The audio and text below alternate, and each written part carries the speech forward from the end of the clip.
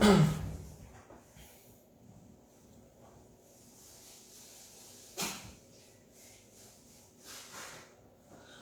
teman-teman, Eh hari ini kita bakal live lagi bareng Pak Mal ya, ada Bang Pak Mal, Kejo, sama Kevin juga. Kita tunggu sebentar ya.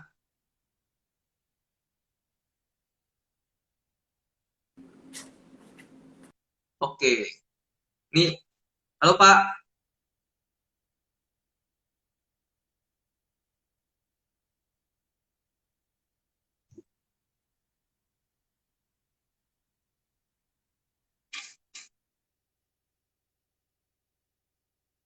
Nge-lag ya? Halo Pak Mal. Yes, ini oke, Nge-lag nggak suara gua? Kevin. Aman Pak, aman, aman. Cuma Aman. aman.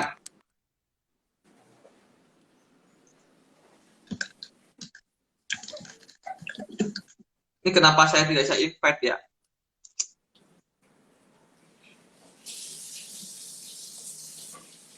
Oh, bisa nih.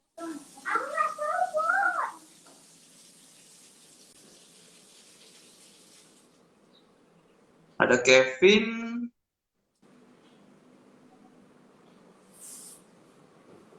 Invite.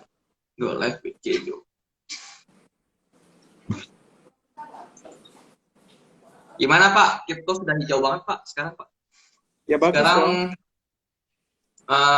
kalau level Indo DAX per hari ini itu udah 698 Pak. Ya anggaplah 700 juta Pak. Kemarin high-nya di 705 juta. Kalau di Berapa Binance BTC udah berapa? 700 Pak. Wow, 700 juta. Iya, ini kita lagi nunggu ini sih, yang Binance-nya, yang USDT-nya bisa nge-break di atas 50 nih. Sekarang kayaknya di resistennya deh. Pas banget di resisten dia mantul. Oke. Hai, halo, halo. Halo. Halo. Baru bangun lo, Vin? Enggak, dari tadi, Pak. Oh, Pas banget nih. Apa? Yang kemarin gua gambar sedikit resistennya, terus dia mantul di daerah itu. Di 49153. Wah, suara MacBook tuh. Itu MacBook nggak bisa ya dikecilin suaranya gitu ya. Oke, halo teman-teman. Hari ini kita mau bahas tentang potensi NFT ya. Gitu, nanti Kejo bakal menyusul di sini. Sebenarnya mungkin teman-teman nggak tahu ya kalau sebenarnya dalam dunia cryptocurrency itu ada yang namanya itu NFT atau non fungible token gitu ya, sebuah teknologi blockchain yang dimana itu bisa membuat istilahnya itu kalau bahasa gampang itu kayak copyright. Tapi mungkin Pak Mar bisa jelaskan lebih bagus Pak, bahasa yang lebih mudah dimengerti oleh teman-teman supaya mengerti apa sebenarnya NFT itu Pak. Silakan Pak. mau tungguin Kejo dulu nggak sebentar? Boleh, boleh. Kejo bawa telepon ini Pak, teman Bapak. Oh, oke. Untuk masuk. Bawa telepon teman Bapak dia. Habis ngobrol-ngobrol Oh. dia. Lagi susah nih Pak di teleponnya si Kejo nih Pak. Nanti kalau saya telepon Kejo, asistennya yang ngangkat nih sekarang habis ini Pak. Oh iya, udah gaya dong sekarang pakai asisten segala. Ini ya gaya sekarang. Ah, Kejo angkat. Oh, udah ada Kejo nih. Oke, ini Pak asisnya. Bentar lagi saya telepon asisten Kejo yang ngangkat Pak udah Pak. Sebentar ya. Ajak live gitu. Jo live. Sorry saya asistennya gitu ya. Nanti saya kabarin Kejo-nya gitu. Wah, susah Jo. Oke. Tadi kan kita bahas seputar sedikit nih tentang NFT. Nah, nanti apa Kejo bakal bahasa NFT itu secara teknologi seperti apa. Cuma kalau bahasa umumnya nih Pak, boleh bahas Kejo apa Pak Mar nih? Kejo Apa aja dulu dulu, lah? Kejo. Loh. Kejo dulu ya. yang muda Apa dulu lah. sebenarnya? Yang muda dulu. Heeh. Oke. Gue habis mandi nih, soalnya tadi hari ini banyak banget yang chat dan telepon dari grup dari member semua, member Investor Cafe. Karena lagi pada cuan semua Pak, dari NFT juga Pak, dari si Elis. Ya hari ini lagi itu lagi cuan semua. Nah, jadi buat teman-teman yang nggak tahu NFT itu apa, jadi kita lihat NF-nya itu non fungible gitu. Nah, kalau kita ngomongnya ada non fungible, berarti ada fungible. Nah, biasanya kalau kita ngomongin fungible itu berarti istilahnya sesuatu yang dapat diperdagangkan dan ditukar, tapi dapat tergantikan. Istilahnya gini, kalau kita punya satu Bitcoin, itu fungible yang ini ya. Kalau kita punya satu Bitcoin, aku tukar sama Wendy, maka value-nya juga sama-sama satu Bitcoin. Itu. Tapi kalau NFT ada apa? Non fungible itu berbeda. Satu barangku, misalnya aku eh, punya gambar, istilah kata satu gambar itu aku punya Mona Lisa, terus si Wendy punya lukisan Vincent van Gogh gitu. Kalau kita tukar, itu sesuatu yang unik dan sesuatu yang berbeda, dengan value-nya itu juga berbeda. Nah, jadi pada dasarnya itu non fungible itu sesuatu yang unik dan berbeda. Jadi kita bilang satu NFT dengan satu NFT lainnya nggak mungkin value-nya sama gitu loh. Jadi dia unik seperti itu. Nah, jadi kalau kita membicarakan fungible, itu kita ngomongin dollars, itu fungible. Nah, non fungible tuh kayak seni gitu lah, lukisan, itu kan berbeda kan gitu. Jadi pada dasarnya itu adalah perbedaan fungible dan non fungible. Nah, kalau token kan non fungible token NFT. Nah, itu kita udah mengarah ke area blockchain gitu loh. Jadi sebuah token yang dimana bisa diperdagangkan secara digital, secara online lah kayak gitu. Nah, mungkin kalau kurang lebihnya bakal bisa kita bantu sama Pak Mar untuk tambahannya. Ya, sebenarnya sih tadi udah dijelasin dengan gamblang ya sama si siapa Kejo ya. Ya, yang namanya non fungible token itu kan sebenarnya adalah satu proses di mana gambar yang kita miliki itu kemudian dikonversi atau istilahnya diminting ya, diminting versi menjadi JPEG. Nah, kemudian ditempel kode khusus. Ya, Pak Mar, putus koneksinya. Ini ya, Pak Mar banget nih. Biasanya begitu lagi. VPN nih biasanya nih, VPN. Tapi sebenarnya ya kalau kita ngomong NFT itu sebenarnya kita bisa bahasakan lebih gampang kayak copyright gitu loh. Kayak sesuatu yang sifatnya itu sudah mempunyai keunikan kita ngomongnya. Bentar ya, Pak Man.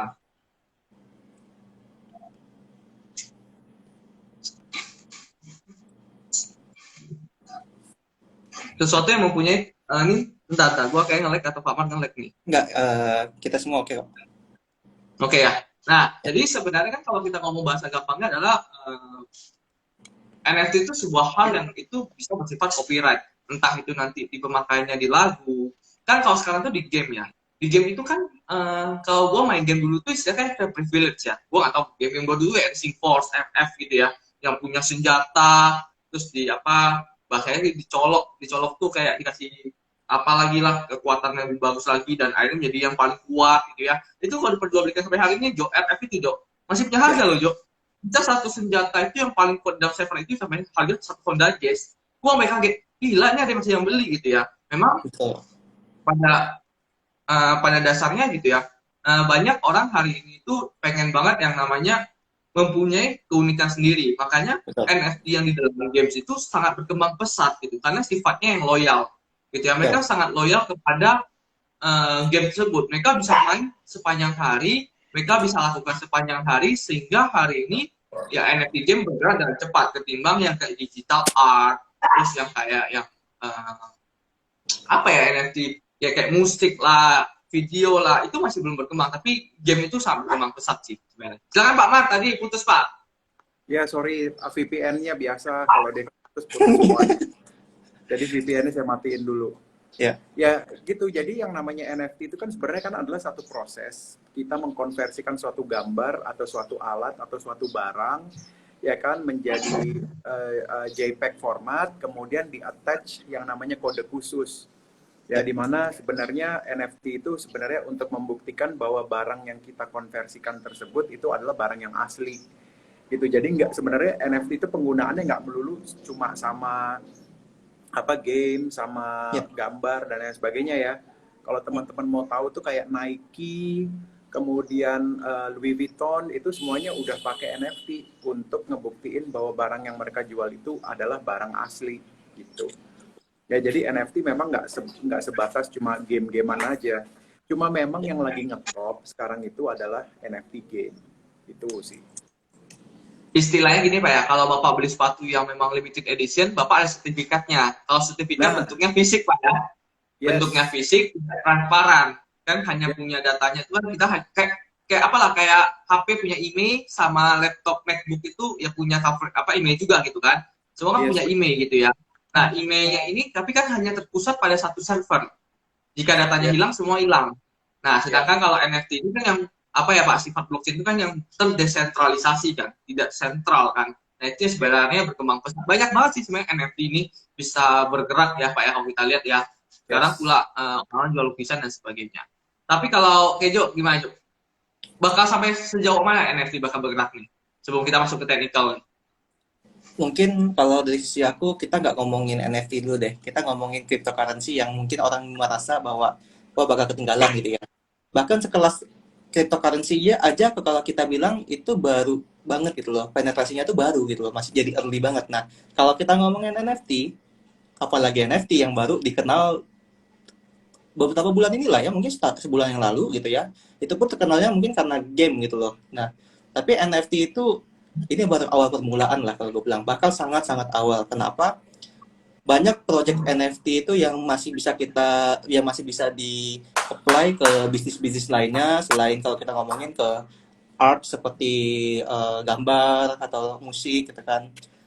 Selain itu video. Nah, selain itu pun juga kita kan bisa masukin ke sertifikat digital seperti yang Pak Mata dibilang kan, kayak kita punya sepatu Nike gitu kan, terus ada sertifikat digitalnya, nanti kita bisa lihat kepemilikannya punya siapa tuh gitu kan, mungkin dengan ada serial number atau something gitu kan, atau Gucci gitu kan yang punya sertifikat digitalnya. Mungkin someday kalau NFT bisa terimplementasikan ke seperti surat tanah atau rumah yang dimana kan ada historical kepemilikannya kan. Nah, mungkin bisa bakal sampai ke sana ke depannya.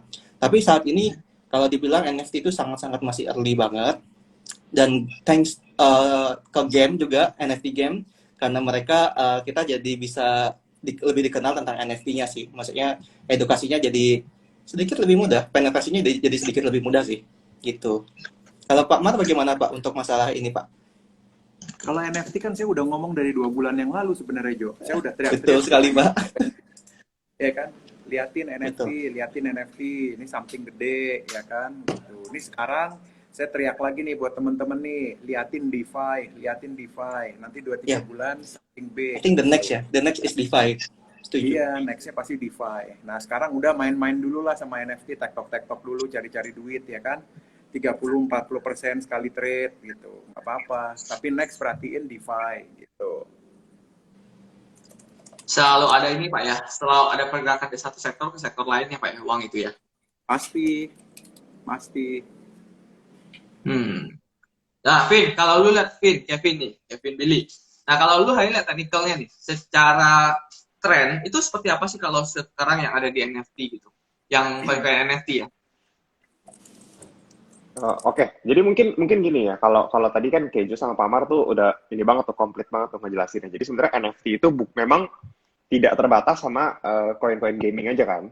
Cuma memang awal-awalnya ini hype-nya karena gaming gitu ya. Mungkin orang-orang yang main game, orang-orang yang terjun langsung gitu ya, mereka orang lebih paham sama yang namanya teknologi dibanding sama mungkin orang-orang yang di bidang seni. So makanya yang seni saat ini agak sedikit terlambat lah kalau misalkan dibandingin sama yang game. Tapi pastinya nanti akan berkembang ke sana juga lah arahnya. Mungkin beberapa koin NFT yang gue coba bahas sih palingan yang masih gaming kali ya. Kalau kita kan taunya yang cukup besar itu ada Mana, Decentraland, lalu ada Access ya. Terus ada Alice juga. Nah, itu yang benar-benar lagi hype banget. Bahkan Alice tuh waktu pertama kali launching ya itu naiknya kan langsung benar-benar booming kan. Padahal itu tuh memang dia launching di saat yang tepat sih, karena pas memang lagi booming-boomingnya kripto, ternyata pas koin-koin besarnya lain lagi pada drop, ternyata si koin-koin gaming ini yang malah pergerakannya agak relatif lebih cepat dibanding koin-koin besar.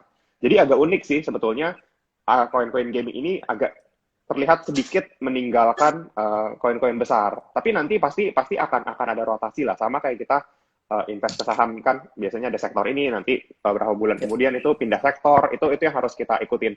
Kalau memang sekarang lagi ke NFT, jadi kebanyakan pasti akan terlihat koin-koin NFT ini lagi uptrend ya, khususnya NFT gaming. Tapi ntar nggak menutup kemungkinan pasti akan ada rotasi lah. Entah mungkin NFT gamingnya berubah jadi sideways, terus dia pindah ke DeFi atau yang lain. Tapi secara overall kebanyakan NFT lagi potensi. Oke, tapi baik lagi ya, teman-teman juga harus belajar lebih banyak ya tentang cryptocurrency juga. Nggak bisa cuma mendengarkan kita terus langsung ikutan beli juga gitu ya Pak ya. Banyak yang gitu Pak. Belinya dipucuk semua, sekarang udah naik kan. Kalau teman-teman yang di member kan udah pasti suka ini kan diskusi lah, kita lebih suka edukasi sebenarnya. Jadi kayak ini Kevin ada telepon kayak ini langsung putus dia gitu. Masuk telepon langsung putus dia gitu. Terus nah Pak, kalau misalkan hari ini Pak, Bapak sebenarnya Bapak itu kalau mau invest di kripto yang NFT ini Pak, sebenarnya kan Bapak bisa aja kan, kalau misalkan kita lihat kayak perusahaan-perusahaan yang masih baru-baru nih Pak, untuk berinvestasi di perusahaan NFT-nya nih, ketimbang kita beli tokennya nih Pak, sebagai founders lah, atau investor di ICO-nya atau apapun. Bapak lebih suka yang mana sih Pak kalau di NFT Pak?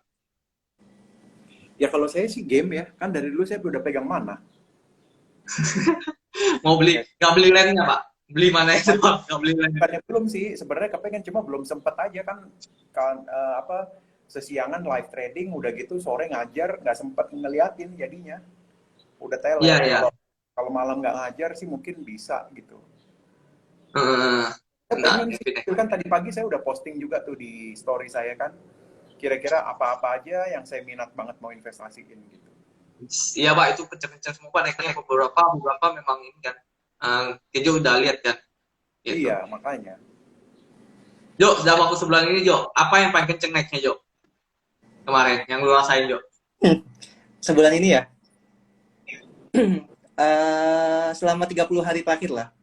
Itu AXS gua cuan 300% kurang lebih. Nggak sampai 300% sih, 250 lah. Itu AXS ya, Axie Infinity. Nah, tapi kalau gua hold mungkin bakal 300% karena kemarin gua beli itu pas event itu di harga yang sudah naik di saat dia pertama launching, kan sampai 100 ribuan tuh. Nah, gue beli di harga 150 sampai gue jual semuanya di harga 750 ribu. Itu pertama. Terus kedua itu Alice. Alice itu kan lumayan lama ya, bahkan jadi bahan tradingan kita dan udah cukup lama setia sama kita lah. Karena jadi bahan tradingan kita di grup itu dari dia $9, sekarang itu udah $14. Bahkan kemarin nyentuh sampai $16 ya, $16,4 itu ya. Nah, itu yang 30 terakhir itu yang paling tinggi gitu. Nah, sekarang lagi hype lagi naik lagi si Alice-nya karena ini BTW aku nggak ada merekomendasikan kalian harus beli sekarang atau bagaimana ya. Maksudku tuh tanggal 31 Agustus kan Alice mengumumkan bahwa dia bakal mengeluarkan alpha version gamenya. Nah, makanya sekarang dan pagi ini itu kenaikan sangat luar biasa ya. Nah, ini udah 14,9. Kemarin aja di saat dia sideways dan teman-teman kan juga udah mulai beli lumayan ya. Itu dari 11, 12 sampai $13. 12, 11, $12 lah kemarin ya. Nah, itu juga hitung-hitungnya kan sudah cukup beget sih. Nah, itu kurang lebih yang NFT yang lagi cukup ini ya. Cuman kalau ngomongin yang gede, maksudnya ya, NFT itu nggak cuma itu doang yang naik gitu loh. Yang naik itu juga mana naik, Sand naik, Sandbox naik gitu kan. Decentraland juga, Decentraland kan mana ya itu naik gitu sih. Jadi semua NFT naik sih. Cuman yang lagi tren aja ya. Kalau kita kan selalu bilang follow the trend kan. Jangan pernah kita melawan tren gitu kan. Jadi ya sekarang yang lagi hype tuh AXS. Kemarin abis update, sekali dia update game doang, itu aja udah naik dari 700-an jadi 1 juta. Itu luar biasa sih kemarin. Sekarang masih boleh masuk nggak? Alice sama apa tadi? Axis? Alice sama AXS ya Pak. Untuk Alice sekarang ini kan dia di harga sekitar 14,9 ya. Ini udah dekat sekali sama neckline-nya. Jadi Ya. better kalau mau masuk tunggu dia breakout di sekitar 15,1, yaitu ada pola double bottom. Target kenaikannya di 19. Jadi kurang lebih ada range sekitar 26 sampai 27%. Volumenya gimana, Vin? Masih kuat, Vin? Volumenya naik ya pas mantul di bottom yang bawah ada kenaikan volume, cuma kita harus lihat lagi nanti dia berhasil breakout 15,1-nya itu dengan volume yang masih tinggi atau enggak. Cuma kelihatannya akan cukup lebih meyakinkan sih kali ini untuk breakoutnya. Iya, volumenya gede. Kemarin kan pas kenaikan kemarin kan belum ada buangan tuh, tanggal 20-an juga masih banyak naiknya gede, terus sekarang double bottom itu ya yang udah satu di Fathannya cakep sih sebenarnya kalau Alice ini, karena ini ya tadi ya kayaknya udah jelasin sedikit ya tentang yang namanya dia mau launch di Steam. Dia Steam itu kan platform untuk yang kau main Dota 2 kalau nggak salah ya, Dota 2 ya main sana. Gue udah gak lama main game sih. Terus CSGO kayaknya sana juga ya, CSGO ya. Gue nggak tahu ya, CSGO di Steam kan sih? CSGO di Steam. Nah, itu kan game-game yang gede banget di Steam ya. Dan ini ada Alice. Alice yang bisa orang cari duit di sana. Bayangin ya, gue nggak tahu konsepnya bakal seperti apa. Cuma yang gue lihat kayak Harvest Moon. Yang Pak, kalau Bapak ya, kalau ini buat Pak Man nih Pak. Bapak daripada pelihara sapi beneran, Pak, beli pelihara sapi di Alice, Pak. Jadi jual. Bisa lebih mahal daripada sapi asli kayaknya. Iya, bisa lebih mahal daripada sapi asli. Makanya gue sampai heran nih, mungkin karena pandemi juga Pak ya. Jadi mungkin pedagang market gimana sih Pak? Kenapa orang lagi suka-suka? Contoh nih Pak, kan bisa dibilang nih, ekonomi kan sedang tidak berjalan dengan sangat baik ya, ketimbang tahun-tahun sebelum pandemi.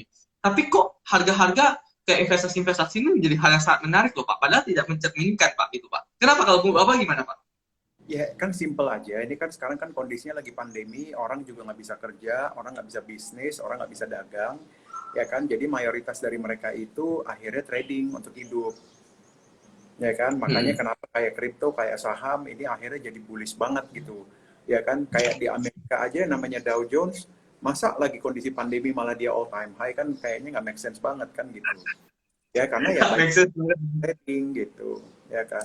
Nah jadi kayak kripto ini akhirnya kena imbasnya. Apalagi di Amerika kan kemarin waktu zamannya Joe Biden baru menang kan dia kasih stimulus $1.400, ya kan, per orang. Nah itu akhirnya sebagian besar dari uang-uang itu tuh masuk ke aset-aset kayak kripto, kayak saham gitu. Makanya jadinya rame. Apalagi saham apalagi kripto 24 jam Pak ya. Dimana kalau saham lagi tutup, kripto buka. Iya, betul. Apalagi kripto 24 jam. Jadi ya pasti rame lah gitu. Ini Kijo ngomong Jo. Oh enggak. Gue lagi ngomong sama Google gue. Gila Pak Kijo canggih banget Pak pakai Google Pak. Asistennya Google Pak. Bisa saya telepon Google yang angkat Pak. Oh gitu ya. Google Robot itu Pak, yang Google Home itu Pak. Gitu. Oh, Google Home. Oh, ya. Kalau Wendy telepon saya Pak, saya suruh Google yang ngajak ngomong Pak. Capek saya Pak. Kalau si Ciaci sama Deska gimana? Nah itu, udah. Saya bakal suruh kasih Google aja Pak. Capek ngomong sama mereka Pak. Nggak kelar-kelar Pak. Jo, kalau sekarang Jo, kalau misalkan nih teman-teman mau coba pelajari Jo, yang paling gampang tuh apa Jo? Yang dari kripto yang bisa gampang dipelajari, dan lu boleh jelasin sedikit lah supaya mereka teman-teman yang dengar ini bisa ngerti nih. Kira-kira apa sih kalau kita ngomong, banyak yang ngomong Pak, fundamental kripto tuh emang ada? Emang ada Pak fundamental kripto? Nggak ada. Punya barang pasti punya fundamental lah, nggak mungkin enggak. Cuma metodenya berbeda Pak ya. Apa? Cuma metodenya berbeda. Yang metodenya beda, sama yang saham beda. Tapi tetap ada, yang namanya fundamental kripto tetap ada. Oke Jo, boleh Jo, sedikit Jo, kasih spill dikit lah. Di pet, mungkin.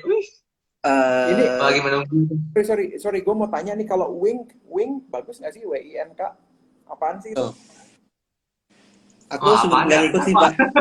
Tapi aku tahu, cuma nggak ngikut ininya. Cuma kalau secara teknikal mungkin bisa dibantu sama Kevin ya. Aku coba baca juga deh Wingnya. Wing Finance ya? Wing Shop apa Wing Finance ya?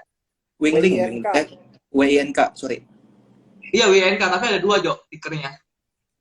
Tuh. Yang satu Win bro, kalau Wingling bro. Ada di Binance atau di mana? Oh, win ini kayaknya. Bentar, coba gua Kayaknya cek. WIN deh. WIN sih, WIN. WN kayaknya WIN deh, kan? Pak. Yang lain. WIN betul, WIN. Yang mana, Saya Jo? pernah dengar doang tapi nggak ngikutin. Nggak masuk ke Iya, universe. gue dengar banyak banget kayak hype gitu loh. Jadinya cuma gue nggak pernah tahu sih. Karena gini ya, mungkin sebagian dari kita kan memang punya stock universe ya. Jadi ini kita perlu lihat lagi sih. Tapi gue cari kalau win dua-duanya di ini, yang satunya sih Winlink. Tapi gue nggak tahu win yang mana. Gitu. Ini kalau Winlink ini dia itu masuk dalam yang namanya, nggak ada ya? Apa ya? Ya kan, aneh. Jadi sebenarnya kalau aku baca sih intinya dia the first Tron ecosystem kan, comprehensive Oracle. Tapi aku nggak ngerti tuh comprehensive Oracle itu seperti apa sih. Tapi intinya dia salah satu produk yang di Tron itu yang mengarahnya ke comprehensive Oracle, itu mesti dicari tahu dulu sih. Comprehensive Oracle. Yes, aku nggak paham itu. Teknologi Ya, baru kayak Pak. Grupnya Tron, betul. Betul, teknologinya Oh, itu pakai Tron. Tapi kan kita harus tahu fokusnya kemana kan. Oke. Mungkin yang tadi ya NFT ya. Aku mau sharing sedikit untuk teman-teman deh di sini buat cara, mungkin itu maksudnya Wendy tadi, gimana cara kita bisa menilai juga ya Wen tentang NFT dan menganalisa NFT koin-koin secara fundamental ya. Jadi gini, aku contohnya NFT Alice aja karena sangat-sangat mudah dan sangat enak untuk analisa Alice ya. Semalam aku juga udah sharing ke anak-anak di grup tentang gimana cara kita menganalisa fundamental sebuah project. Jadi pertama gini, sebuah koin itu kan berawal dari ICO ya, yang dimana tidak ada, belum ada project lah umumnya. Nah, kalau yang seperti itu, yang kita lihat tadi kan white paper. Nah, selain itu, kita lihat apa? Kita lihat dari sisi timnya. Oke? Nah, dari timnya itu kita harus lihat dia itu pengalamannya seperti apa. Kalau timnya, kalau koin micin atau shitcoin, biasanya kan mereka tidak pernah mau memberitahukan diri mereka itu siapa. Kalaupun ada, biasanya yang scam itu malah itu nipu-nipu gitu kan. Tapi pada dasarnya lihat timnya, contohnya kita lihat Alice, timnya itu kan dari Antler Interactive, itu nama developersnya. Nah, pas lihat di dalam Alice ini kan cukup menariknya itu adalah dia ada wishlist on Steam. Biasanya orang bilang wishlist on something gitu tuh, kita harus make sure dulu bener nggak. Contohnya, pas kita klik, oh iya benar, ternyata beneran dia masuk ke Steam. Berarti di situ ada poin benar, oke, plus gitu kan. Kalau kita ketahui, misalnya kita bandingin AXS atau Axie Infinity, itu kan gamenya, aku lupa, dia harus install tuh cukup ribet lah. Dia harus download satu aplikasi lagi yang seperti Steam, tapi tidak cukup terkenal. Tidak cukup dikenal lah istilahnya. Nah, terus ribet lah setup-setupnya. Nah, tapi ini Steam loh, Steam yang dimana udah sejuta umat para gamers tuh pasti biasanya punya. Kok Kevin serius amat lagi Kevin. Ya, jadi bisa di Steam dan dia bakal di Steam gitu kan. Nah, cuman yang menariknya itu kan kalau di Steam kan kita bisa tahu tuh developersnya kan. Nah, di situ ada Antler Interactive. Berarti kita tahu, oh benar tuh nama developers sama dengan timnya tuh sesuai gitu kan. Nah, sekarang kita lihat di developersnya. Pas kita buka, kita bisa lihat project-project game yang udah dibuat sama si timnya mereka itu. Ternyata di dalam Steam-nya itu, gamenya itu udah ada kurang lebih ada hampir 10 game yang sudah dirilis dan sudah jalan. Nah, sekarang cara analisanya gimana? Kita coba deh main game salah satunya punya dia. Sebagus apa sih gamenya mereka? Kalau bagus, berarti kan kita sudah tahu apa yang bakal terjadi sepertinya di Alice. Itu kan cara kita untuk untuk kita belajar tuh analisa lah dasar. Karena ini enak banget sih Alice untuk kita analisa. Nah, cuman yang cukup kemarin yang bikin kita itu cukup bimbang sebagai investor di Alice itu adalah, bahkan aku sempat pesimis dengan Alice kemarin. Itu dari awal bulan sampai beberapa hari kemarin tuh Alice selalu membicarakan bahwa kita bakal rilis early access-nya itu akhir bulan, tapi tidak ada tanggal selama 2-3 minggu. Nah, disitulah kita dibawa sideways dari $13, $14, dibawa sampai ke $11, dibawa lagi 12, 13, 14, 15, itu kan dibawa lagi ke $11. Nah, sebagai investor itu udah berapa persen tuh? Maksudnya kalian bisa hold nggak gitu kan? Dan kalian kuat nggak? Sedangkan timeline dia full rilisnya itu kan sampai awal Januari 2022. Jadi panjang banget. Kalian sebagai investor atau itu kuat nggak dengan menerima hal-hal bantingan-bantingan itu gitu loh, dan percaya nggak dengan mereka bakal bakal akhir bulan lah. Aku nggak masalah dengan dia bilangnya kapan, maksudnya yang maksudnya sampai Januari aku nggak masalah. Cuman yang masalahnya itu gini, dia udah membicarakan akhir bulan, nggak ada tanggalnya. Bagaimana dan orangnya percaya lah, ada beberapa orang percaya, tapi bayangin kalau sampai dia nggak jadi, investor kecewa, berarti bakal turun kan. Biasanya terjadi orang pada nggak percaya dengan mereka, hilanglah trust-nya. Nah hasil itu yang aku takutin kemarin. Tapi syukurnya kemarin buka telegramnya dapat kabar 31 Agustus itu mereka bakal rilis di Indonesia, kurang lebih bakal tanggal 1 pagi ya, tanggal 1 Agustus pagi di Indonesia. Nah, jadi itu kurang lebih seperti itu sih, Wen. 1 September. Mungkin dari sisi 1 September kali, betul. 1 September betul, sorry. Thank you.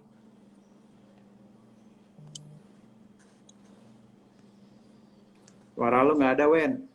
Ya. Suara lu nggak ada, Wen. Nggak ada suara, Di-mute. Wen.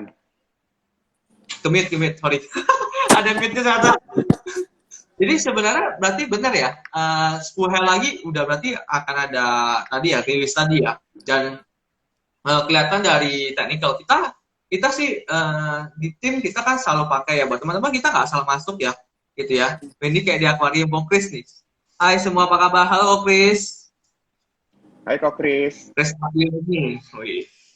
Nah sebenarnya kalau sekarang kan kita lebih melihat dari kondisi pertama kita harus percaya dengan, bukan percaya sih, tapi kita mencari tahu banyak story-nya, dan biasa kita confirm dengan technical sih.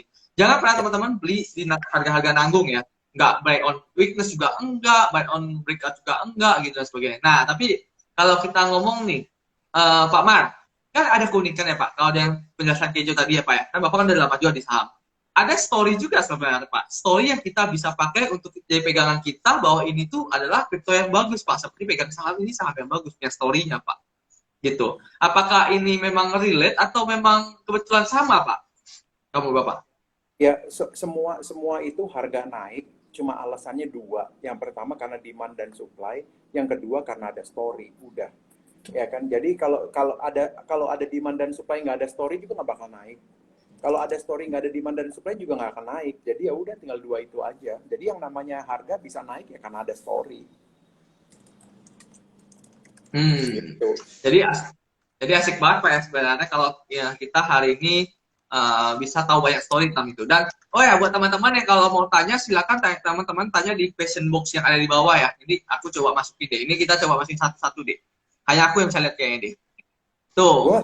Gue nge-freeze semuanya, angkanya apa segala nggak keluar. Bisa. Aku bisa nih, aman. Teman-teman kalau mau bertanya ke kolom komentar kolom question di bawah aja, yang di samping DM tuh. Soalnya biar kita bisa ini nggak ketinggalan.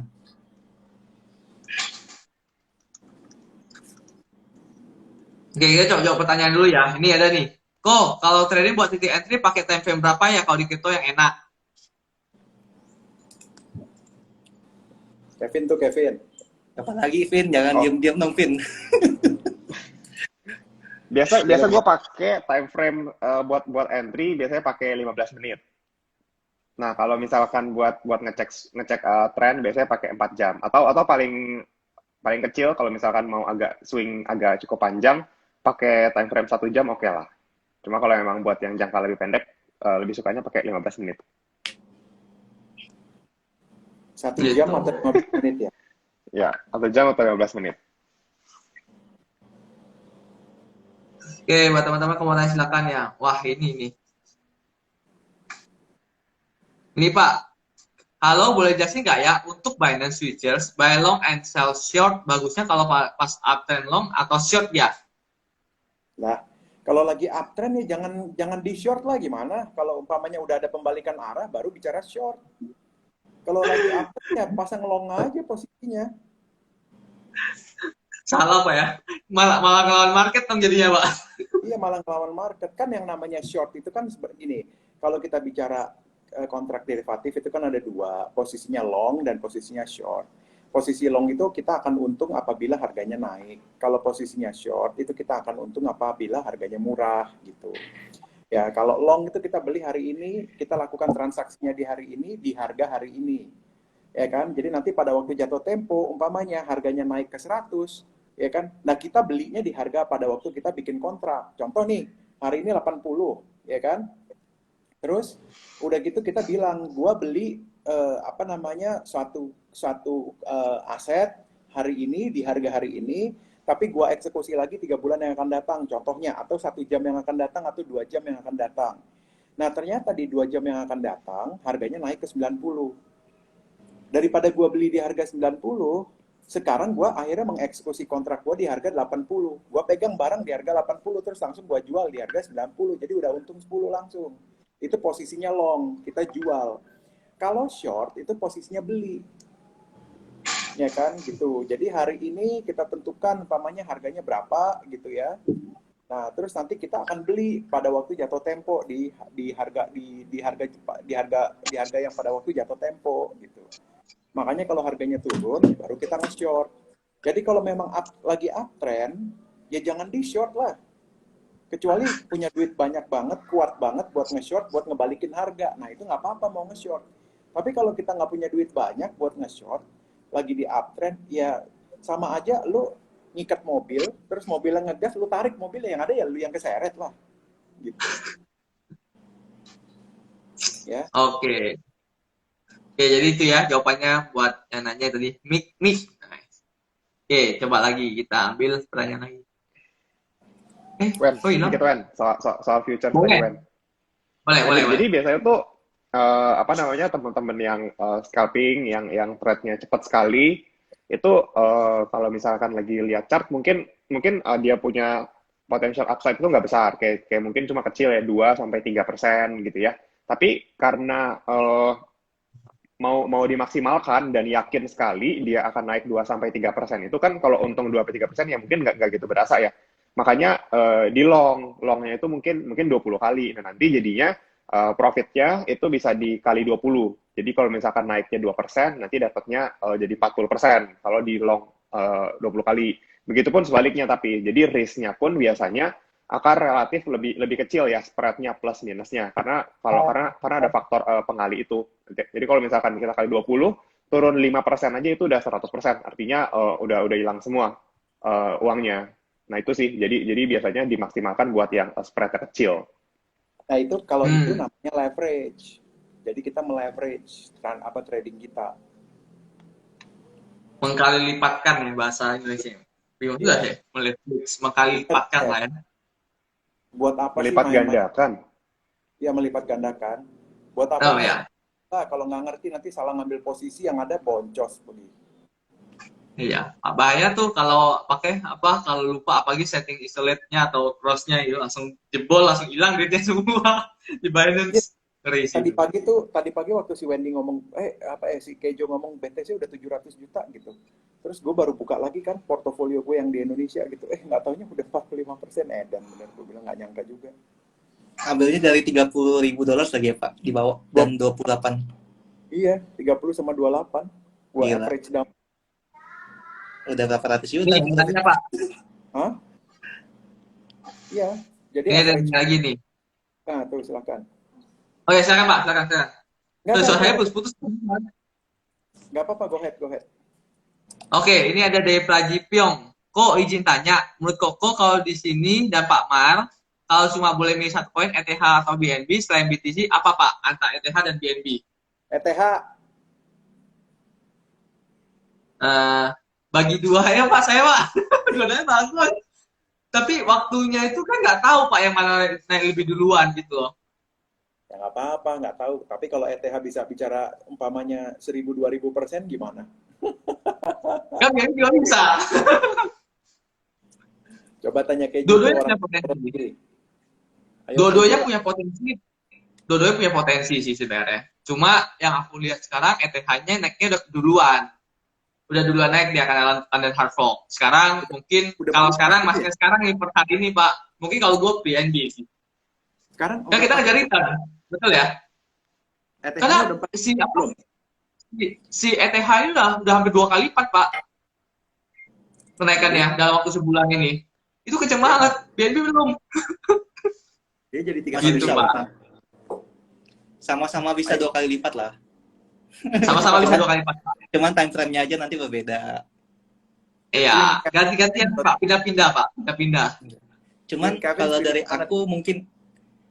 aku mungkin ini ya, by story ya. By story, BNB itu sebenarnya bagus banget malah. Kan kita tahu, kita pengguna-pengguna Binance kan udah pasti tahu ya, exchanger-nya itu sangat bagus. Bisa feature, bisa leverage token, bisa staking, udah hampir komplit lah. Bisa sewa hotel dari sana gitu kan. Bayar hotel dengan BNB, ya, dan bahkan udah mau keluarin visa secara exchanger ya, produknya. Nah, cuman dan katanya jadi nomor 1 exchanger di dunia gitu kan. Cuman ya gitu ya, yang namanya sesuatu yang bagus biasanya kan pasti banyak yang istilah kata menantang lah atau mengeluarkan berita-berita negatif lah. Kayak BTC aja udah lumayan besar kan, banyak kan berita jeleknya kan. Jadi ya intinya sesuatu yang bagus biasanya banyak yang nggak suka juga lah gitu kan, yang nggak ini. Cuman kalau by story, BNB itu kalau saat ini aku nggak ada melihat story yang sangat besar ya, yang mungkin bisa bikin dia kayak misalnya kayak ada ya gitu ya. Kalau Cardano itu kan 19 September itu bakal mengeluarkan smart contract. Sedangkan BNB itu ya itu aku bilang ya, paling terakhir kan NFT marketplace-nya itu pun juga nggak berdampak cukup besar. Nah, tapi kalau kita ngomongin Ethereum, mungkin ada story tapi cukup panjang, tapi setidaknya kita udah tahu ada story-nya gitu kan. Jadi kita tahu kira-kira time frame-nya itu dalam waktu segitu pasti bakal naiknya kira-kira bisa berapa lah kita value-kannya ya. Nah, mungkin kita ngomongnya saat ini Ethereum lagi habis mengeluarkan London Hard Fork kemarin, update gitu kan, sistem gitu kan supaya bisa bisa proof of stake sekarang ETH-nya. Nah, makanya setiap hari itu sekarang tiap menitnya katanya supply berkurang si Ethereum. Nah, terus nanti 1-2 tahun lagi ke depan itu kurang lebih bakal ada Ethereum 2.0 yang buat menyelesaikan masalah gas fee dan speed-nya lah gitu. Jadi speed transaction-nya. Jadi Ethereum jadi cukup berbeda juga sih produknya ya. Kayak BTC aku anggap itu sebagai gold, kayak kita invest ke emas. Kalau Ethereum sebagai cryptocurrency, digital wallet istilahnya. Sedangkan kalau kita membahas, dan Ethereum tuh ekosistemnya udah sangat besar kan. Nah, terus kalau BNB itu aku bilang produknya mostly lebih mengarah ke marketplace-nya yang exchanger sama project-nya juga lah, project-projectnya. Jadi ada kelebihan dan inilah. Kalau sih ditanya Ethereum BNB, oke, dua-duanya bagus kok. Kevin pilih yang mana, Vin? Secara nikel ya. Si Kejo dari tadi jelasin panjang lebar, ujung-ujungnya dua-duanya bagus. Ya nanti gue takutnya gini, Vin. Gue bilang BNB bagus, Ethereum naik, ntar gue kena, Vin, bahaya juga kan. Kalau gue sih gini, ini kan kita kan sama-sama tahu ya, dua koin ini koin yang sama-sama bagus gitu. Cuma emang lebih uptrend duluan si Ethereum lagi. Tapi gini sih, ini tuh kayak ini kan dua koin yang ininya berbeda, kayak tadi Kejo bilang sih, Ethereum lebih ke currency-nya, terus si Binance lebih ke bisnisnya yang exchange itu. Kalau saya sih saya pasti beli dua-duanya sih. Nggak pusing yang mana yang oke, kan? better di split lah. Iya, tapi gue nggak ngejelasin apa-apa, Jo. Nggak apa-apa. Setidaknya mereka tahu kenapa mereka harus invest ke itu gitu loh. Betul. Kalau gue sih bagi dua, sama BTC pun sama ADA juga sama. Jadi better punya semua aja, dibagi-bagi aja. Diversifikasi. Wah, itu bahasa paling bagus tuh. Aduh, ini. Oke, udah ada lagi mau tambahin? Kita ganti pertanyaan. Pak Mar mau jelasin sesuatu, Pak? Silakan kalau ada. Enggak, udah silakan. Ada pertanyaan lagi nggak? Pertanyaannya aja. Ada. Wah, ini. Tuh, Vin, lo dibilang Vin, sama aja ujung-ujungnya milih dua adanya. Cuma gue loh yang milih satu. Kalau cuma Pak Mar dong. Tuh, dari ini Leoni Wong, mohon pandangannya jika ingin trading di kripto, apakah harus ada trading plan dan stop loss-nya bagaimana? Wah, ini. Okay. Oh iya. Silakan. Kevin tuh. Jadi kalau kita mau sebenarnya melakukan hal apapun itu pasti harus ada batasannya kan. termasuk di trading, apalagi trading kripto yang sangat-sangat volatile. Kalau kita nggak punya trading plan, contohnya di saham gitu ya, mungkin ada saham yang kita lihat lagi naik, sebenarnya udah cukup tinggi, tapi akhirnya kita mutusin untuk ikut karena mau follow the trend. Tapi ternyata pas kita masuk, sahamnya trennya patah. Nah, di situ kan kita harus admit kalau misalkan analisis kita ternyata salah. Nah, kalau misalkan sudah patah, maka sudah harus disiplin untuk kurangi posisi. Nah, itu di saham yang ada batas bawahnya 7% sekarang. Kalau di kripto, itu marketnya udah 24 jam, terus nggak ada batas bawahnya. Jadi yang namanya ambruk, bisa ambruk 70%, 80%, bahkan sampai nggak ada value-nya pun ada yang dulu kejadian kayak gitu. Makanya harus tetap punya yang namanya trading plan. Jadi tetap harus tahu masuknya di berapa, nanti jualnya di berapa, sama nanti kalau misalkan turun, buangnya di berapa. Karena ini yang penting kan, karena kita harus tahu dulu buangnya ini berapa persen akan menentukan berapa jumlah uang yang akan kita masukkan. Jadi kita bisa toleransi gitu loh. Kalau misalkan kuat sanggup toleransinya $200 gitu ya, berarti ya udah dikaliin aja modal awal dikali sama level stop loss kita itu berapa persen. Kalau jadi cari yang nominalnya bisa sampai kita terima lah, jangan sampai terlalu besar. Nanti kan akhirnya malah jadinya jadi ini apa namanya, jadi kalau misalkan niatnya trading gitu ya, malah nanti turun kita percaya nanti akan naik lagi. Iya betul, tapi kalau namanya trading itu tetap harus sesuai plan awal. Beda sama yang investasi. Mungkin kalau investasi turun dia beli terus tuh. Tapi kalau trading mungkin budgetnya akan terbatas kan untuk satu koin, itu udah harus ada trading plan-nya. Lalu stop loss-nya gimana? Stop loss-nya pasti harus di awal dianalisa supportnya berapa. Saat sudah jebol support, memang sudah harus buang sih, karena mungkin trennya sudah berubah dari uptrend jadi downtrend, balik gitu. Nah, dan biasanya untuk jaganya sih pakai ini ya, pakai yang kalau ada di Binance tuh pakai OCO ya, one cancel the other. Jadi saat kita punya koinnya, kita sudah insert harga take profit dan harga stop loss. Jadi kalaupun dia dump-nya malam pas kita tidur, koin kita akan otomatis terjual, nggak harus yang ngerasain yang turun sampai ke bawah 20-30%. Mungkin kalau trading plan-nya cuma minus 5-6%, itu akan lebih aman untuk jaga equity kita untuk trading selanjutnya. Gitu kurang lebih. Oke, jadi ya, by the way tuh ada yang punya tanam duit tuh di bawah tuh tagih-tagih tuh soal apa namanya? Iya, tadi saya lihat Pak. udah lihat saya tadi Pak. Saya tahu. Kejo tahu. Gue nggak ikut-ikut. Ini gue ambil pertanyaan lagi ya. Gue mau jawab yang pertanyaan tadi tambahan. BNB atau ETH, gue pilih Cardano.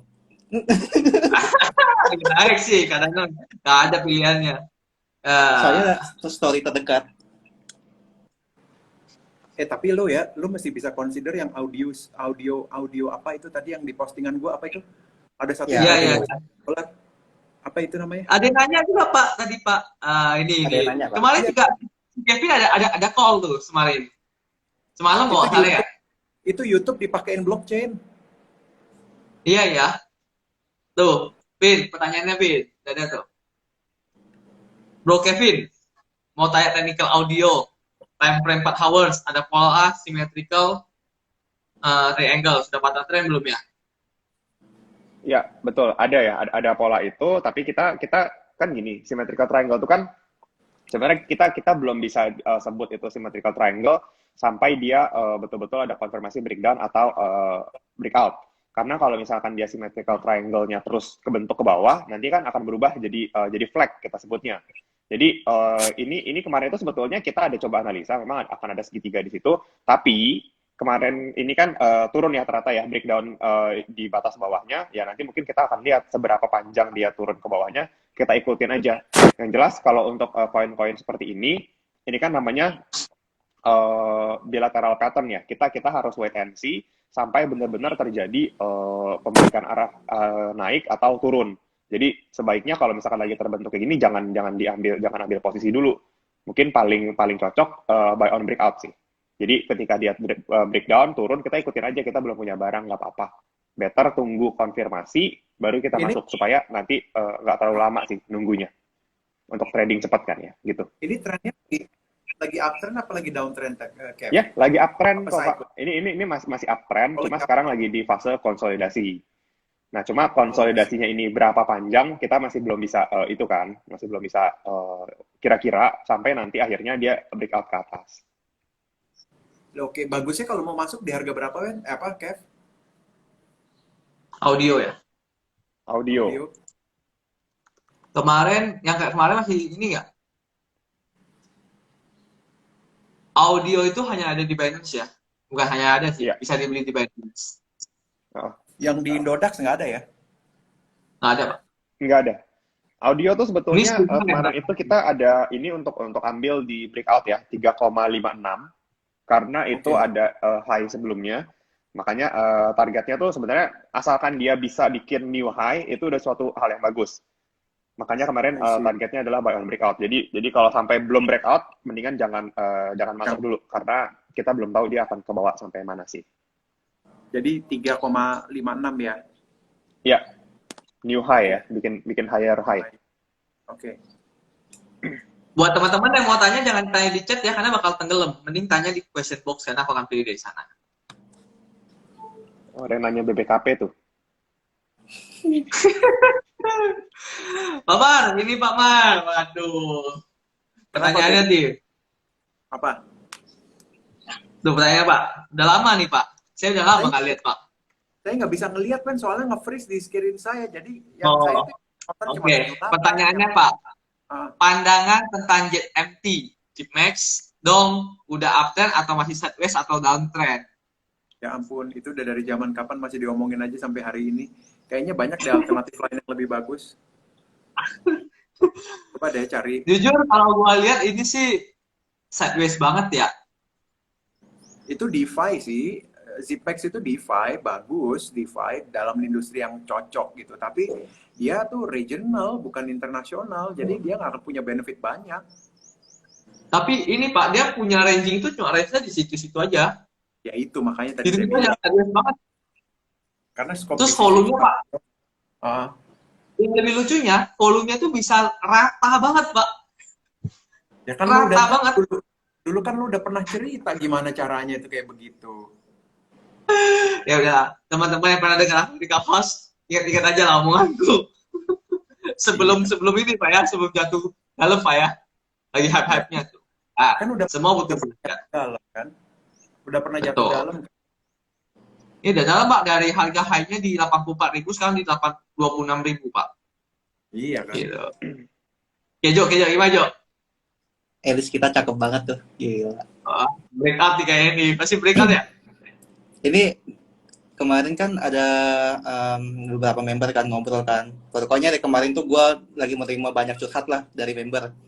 Gue kehilangan gue stop loss udah cut loss kita 50% gitu kan. Ya udah pokoknya udah mendengar cerita-cerita itu kan. Nah, ya udah habis itu kan kita coba arahin ke kriptonya kita kan yang kita pilih rekomendasikan ke grup, tapi kita kan nggak cuma kasih sinyal atau kasih kripto ya kayak kasih tahu ini beli ini aja, tapi kita jelasin kenapa fundamentalnya kan. Nah, jadi so far yang kemarin udah pada pindah, bahkan udah sampai ada yang udah ketutup, ada juga yang udah hari ini dari udah hampir 50% juga ada, yang udah 80% juga ada, dapat cuannya sih. Nah, si Alis ini yang lagi gilo sih. Dan pokoknya sesuai dengan tanggal-tanggal yang kita buat sih, Ben, yang kemarin kayak prediksi ininya, kapan-kapannya, story-storynya. Soalnya kan gini ya, mungkin banyak teman-teman itu hari ini tuh tidak memakai technical sih. Justru technical tuh sangat membantu kita sih, gitu ya, untuk tahu, karena kan gini, market itu kita bisa berspekulasi dalam arti, oke, fundamentalnya bagus gini-gini, tapi kan sebenarnya kenyataannya itu ada yang beli apa tidak. Nah, itu bisa dilihat dari volume transaksinya, volume dari technical gitu, itu bisa kelihatan. Dan sebenarnya, harga bagus naik nih, tapi sebenarnya volume kecil banget, tapi kedengaran tinggi gitu. Ya, itu namanya digoreng, ya kan? Itu udah sebenarnya kita butuh belajar lebih banyak. Ini pertanyaan nih, cara melihat bahwa koin DeFi NFT itu apa aja ya, Ko ya? Nah, itu teman-teman bisa lihat di Coin Market Cap sih sebenarnya. Di Coin Market Cap itu teman-teman aja antara DeFi atau Wendy semua. Jawab dong, Men. Ya kan melihat. Dia kalau enggak, dia bakal nanya buat plus kan, kalau enggak plus nggak selalu ada di sini. Nggak mandiri jadinya ya. Ya mandiri. Trader yang mandiri gitu. Oke, boleh. Tinggal Coin Market Cap, tinggal klik aja tuh ada DeFi, klik DeFi. Nanti muncul semua DeFi. Nih, mau muncul NFT. kayak di grup kan, ini cara main ini gimana? Buka YouTube aja. Nggak, beberapa Kalau yang doang. kan, Kayak contohnya feature iya. kan kita kan nggak terlalu edukasi ke feature, jadi udah lu cari YouTube aja kayak gitu kan. Tapi kita juga udah ngajarin kan, sekali Ya, udah cuma ngajarin. kasih tahu aja ya. Sama kayak kemarin itu ini Jo, yang soal lagi rame yang token micin yang agak-agak 18 plus lah ya kan. NFT Itu kan juga. semua orang berlomba-lomba iya. untuk beli kan. Itu semua orang berlomba-lomba untuk beli. Bukan karena gua nggak mau ngajar, bukan gitu. Tapi gua tahu itu akan scam, bukan scam sih. Apa ya? Lu beli ini, lu kalau beli sekarang itu bakal minus 90% gitu. Dan kenyataannya memang hari ini berapa nilainya kan? Tapi Ya, udah karena naik, beli udah naik kan. Udah naik. tahu. Tapi kan Ya. belinya di atas, Jo. Di harga Dan 0,2, Jo. Dan potensinya bisa ada lebih bagus lah kan. Kemarin kan gua ada share tuh, potensinya menggantikan. Betul. Ya kan Tony kan, pada saat itu mereka membeli hanya dengan FOMO gitu loh. Mereka pengen belajar tentang belinya di pancake itu seperti apa. Ya akhirnya kita ngajarin tentang di pancake itu seperti apa, supaya ya ngerti lah tentang cara beli pancake. Tapi jangan beli koin yang itu, yang lain gitu yang lebih banyak gitu ya. Nah ini pokoknya ini ya cara melihatnya tuh teman-teman bisa koin market cap, teman-teman tinggal klik aja NFT karena NFT itu ada banyak, DeFi itu ada banyak, tinggal pick yang bagus-bagus dulu gitu. Oke. By the way, target BTC di akhir bulan ini 52.000 loh. Wah, dapat pasti Pak, pasti dapat sih. Bisa Tinggal dong. nunggu dia Momentumnya kelihatan begitu nggak, Kev? Kevin Bill?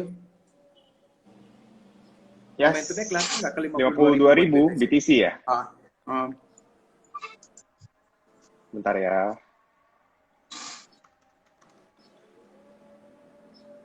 Happy lah. 52.000, hampir 53.000 sih kayaknya. Hampir 53.000 deh kayaknya. Ya, bisa sih. Jadi terdekat ini sebenarnya BTC ada resist di 50.000. Ya, setelah 50.000 itu lanjut ke 54.900. Nah, targetnya. Cuma kelihatannya dengan kenaikan yang udah terjadi, terus volume juga relatif terjaga gitu ya. Pas turun volumenya mengecil, pas naik mulai ada volume lagi. Kelihatannya sih bisa tercapai sih kalau cuma di sana. Oke. Sip, mantap. Jadi on the way to Kau mau tanya dari Rek, ini dari Rek your favorite boy lah, inilah. Kau mau tanya cara nentuin support resist suatu saham pakai MA yang wajar tuh, yang wajar berapa ya kok gitu? Pin lu baca Davis. MA berapa yang wajar ya kok gitu? Oh oke. Gini ya, MA itu kan ini kan rata-rata bergerak ya, moving average. Jadi ketika kita pakai time frame yang berubah, kita kan kalau koin suka banget pakai 4 jam, 1 jam, 15 menit, 5 menit gitu, itu berubah. Nah, nanti perhitungan MA-nya pun akan berubah.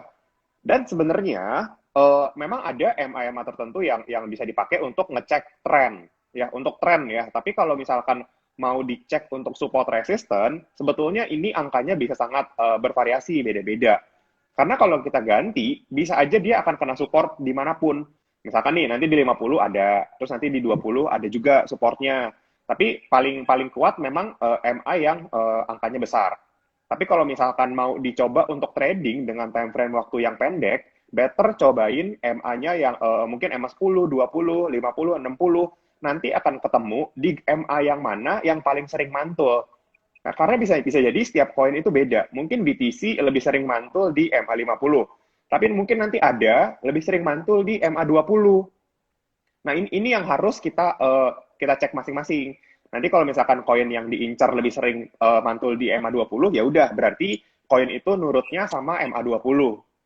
Dan seterusnya. Kalau misalkan sama MA 100 lebih nurut, ya udah pakai 100. Jadi itu mesti kayak dicoba-coba setiap koin mungkin ada berbeda-beda. Sama setiap time frame juga bisa beda-beda. Dan MA kan nih sifatnya lagging ya. Jadi mungkin sebagai salah satu pertanda aja untuk ngecek lebih ke arah trennya. Kalau untuk support resistance sendiri, gue lebih banyak pakai yang klasik, yang horizontal, gitu. Ya, enak sih yang horizontal, lebih enak kayaknya ya ketimbang MA ya. Karena ya, gini, kalau di kripto itu bergerak kan. Betul. Kalau di kripto itu kan sebenarnya decentralized ya. Setiap candle dari setiap exchange itu berbeda-beda juga loh. Lu mau main di apa? Lu mau main ini dari mining ya udah mau habis ya. Apanya yang mau habis? Nggak tahu nih saya tiba-tiba dari main di atas. Itu. Nah, intinya sih kalau teman-teman mau pilih exchange juga pilihlah exchange yang likuiditasnya tinggi. Kalau teman-teman main di exchange yang likuiditasnya rendah, otomatis pasti candle-nya juga agak berbeda sih yang gue lihat. Ya dari mining apaan ya? Apakah akan mati?